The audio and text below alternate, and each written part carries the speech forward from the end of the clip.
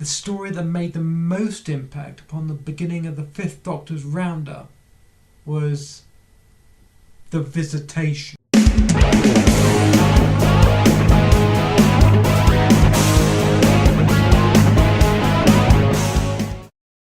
With the large scraping of the forest, the TARDIS lands bolting down in a clearing. A Barney pervades between the Doctor and Tegan inside the TT capsule before they reconcile outside.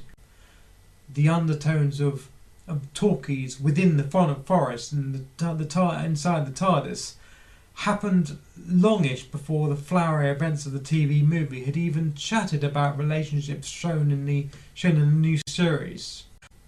Thus we meet Mr. Richard Mace for the first time, played by the wonderful Michael Robin.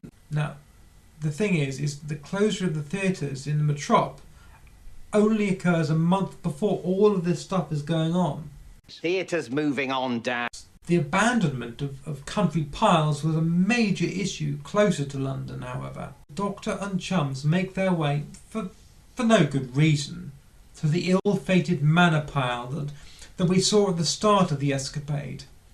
Fear and the dread of being approached by the aristos is displayed well by old Robbins. So at the end of the episode, when the others are let into the build, we get a rather lanky cliffhanger.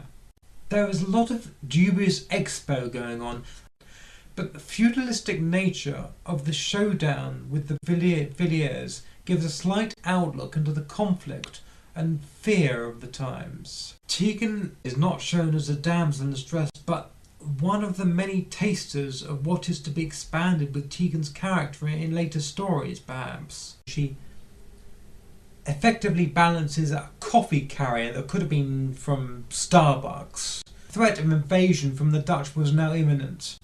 My God! The terror seems to spill over into the Tudor, the villagers, as they were well aware of the word from the city of this dangerous invasion unfolding.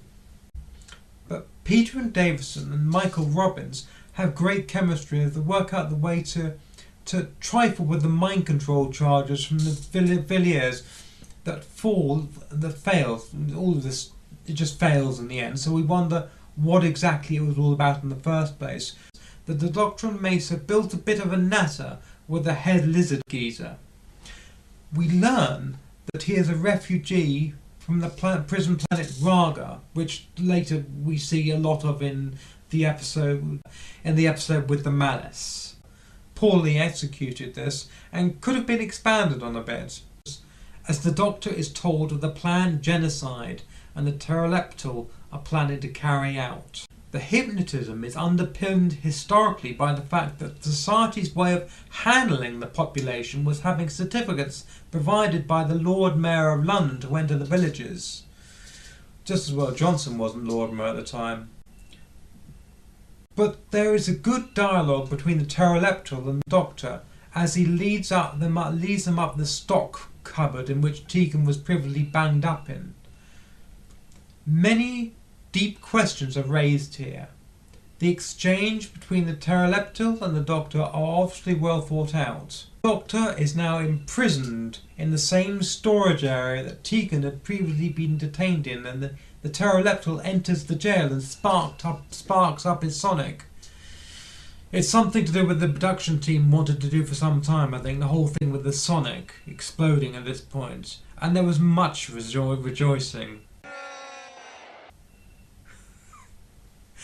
And the two talk about how the Pteroleptal plans to stifle the population with the use of a specifically made viral plague that will be even worse than the regular one that's going on at the time.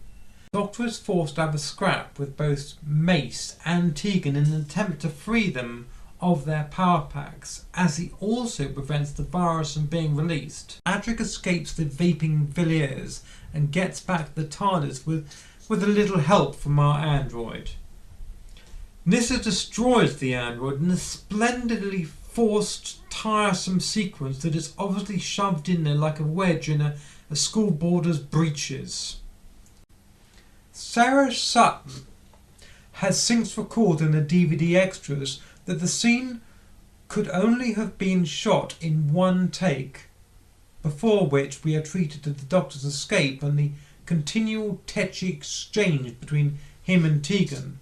But the highwayman tries to pick a lock of a huge oak door while the others look on. Now, I've always been reminded in this scene of Airplane 2 when Shatner asks, "A bobby pin? What the hell's a man doing with a bobby pin?"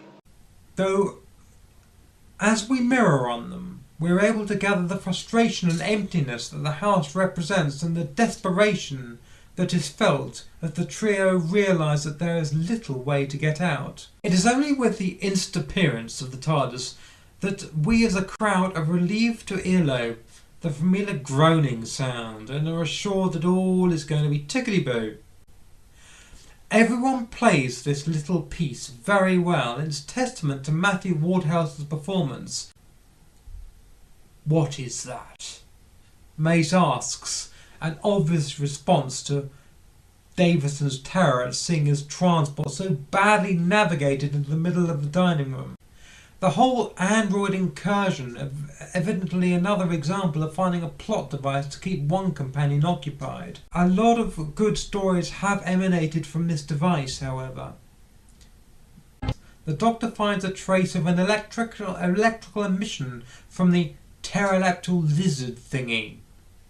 The sequence displays a lack of funding at this point, though, in the story. Bakers were churning it out at an alarming level. On September the 1st, 1666, a fire started. We are left to imagine that the TARDIS arrives a month later to coincide with the appearance of the pteroleptal.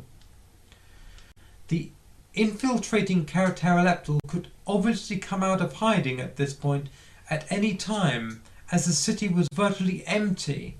There was obviously some effort put in by the BBC Special Effects Department in the construction of the set.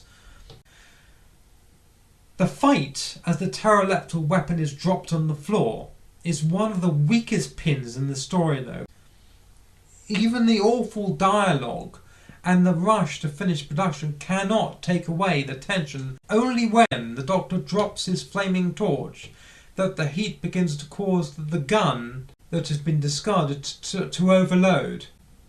Though even this dynamic fails to take away from the fast that is Janet Fielding's attempt to subdue a big lizard thing with the barrel end of a gun.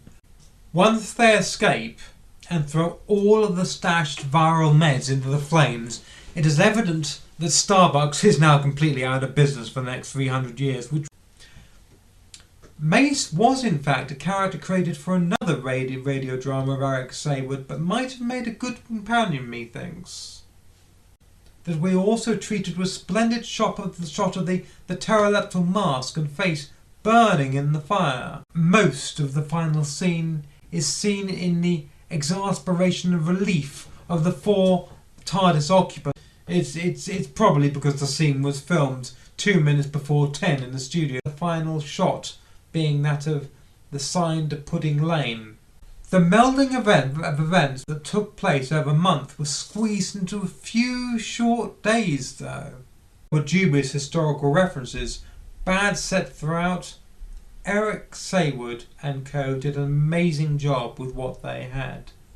It is given to the future that we are forced to acknowledge that there have not been many standout historical episodes of New Who. There were undoubtedly very good historical stories in the 5 years preceding this one. It preceded The Black Orchid to boot, which is another such story. The story exemplified and resounded with the remembrance of a disaster that arguably started with the arrival of a new and naive king. He was antisocial and schizoid to some degree, but he was also a white privileged boarding school boy too. Give us a good clicking, guys. Shakanaka.